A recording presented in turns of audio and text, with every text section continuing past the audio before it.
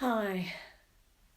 I haven't made any Facebook Lives for a long time and um, I've been doing other things, but I really felt compelled to speak today because I think the aftermath of the tragic news of Caroline Flack and how she took her life, and there have been outpourings everywhere about people that all kinds of views about, oh, my doors were always open and why don't you ask for help, and all those kinds of comments are being made. I mean, let's set aside all those horrible comments that are, about the media, how the media got involved in whatever happened in her life to cause her that pain. And I don't know about it because I don't deal with it. I don't watch it. I don't read the papers. I don't I'm not interested in other people's lives in that way. It's damaging. But I wanted to talk more about people are being very kind and generous in their feelings and saying, all you have to do is ask. All you have to do is speak out. You know how hard it is for someone to speak out when they're feeling that low and desperate? You've no idea. Because what happens is you get those comments like, oh yeah, but I felt bad as well, and they take over because they can't go there. Or, oh, stop being a snowflake. I'm not, and I don't like that expression for those people, but hey, there are people who are seeking attention, but why do they seek attention? Oh, jog on. Yeah. Just get over yourself. Pull yourself together. There are a lot worse people off than you. I've heard it all.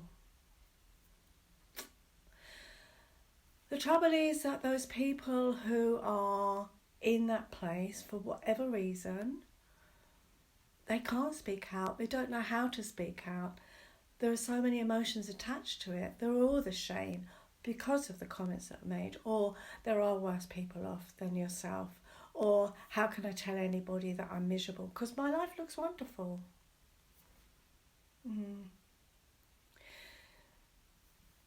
I found it really hard the first time I had a client 15 years ago now who said they wanted to end their life. I was beside myself when she left, and luckily I had somebody there who supported me. I was working in a for a charity, and she helped me. She guided me through that because I felt it was really, I didn't know what to do with myself. I really didn't know. Increasingly over the years and more recently, I am working with more and more people who seem to have it all, who are telling me they can't continue in their lives. It's too much for them. One, his wife sat there and said, he's just attention seeking. That's what abusers do when you try and leave them. That wasn't the case. But it protected her. And I just want to put forward, that there are lots of reasons why people feel that low, and they just need to be heard. And yes, hold out your hand. Don't brush aside those comments. Be aware and don't walk away. Okay, I know it's hard and I know I do it for a living, but you know what? That those people have my mobile number long after I finish working with them, long after they've moved on, and they know that they can pick that phone up, they can text me, they can call me if they're feeling that desperate, because that's how I feel about it. I've been there myself.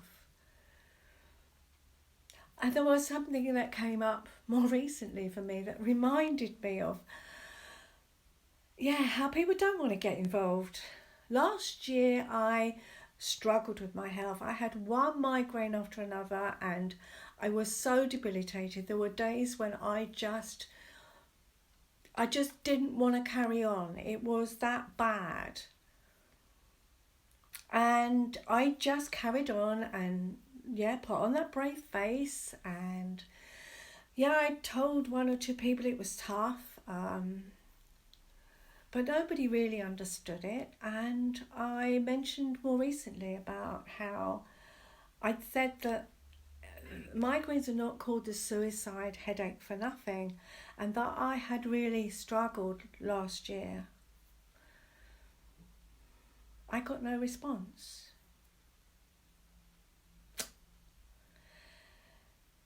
And that's what happens to people.